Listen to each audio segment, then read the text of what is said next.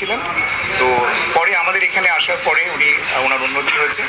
আমরা তাকে ওসেকে ছিল অনেস্ট অফ ইমার্জেন্সি সেন্টার থেকে আমরা আজকে তাকে কেবিনে শিফট করেছি। উনি মোটামুটি ভালো আছেন।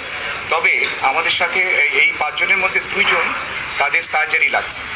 নিউরো সার্জনরা একজনকে অলরেডি ওটিতে নিয়েছেন, আর একজনকে নেবেন, আজকেই তাদের সার্জারি করবেন। তো বাকি রুগীরা প্রাথমিক চিকিৎসা নিয়ে চলে গেছেন, আর বাকি যে 3 জন আছেন ওনারা ভালো আছেন।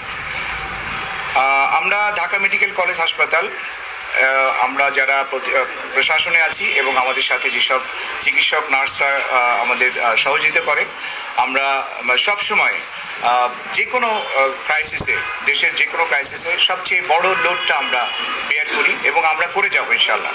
আপনাদের সহযোগিতায় আমরা এই দায়িত্ব নিচ্ছি।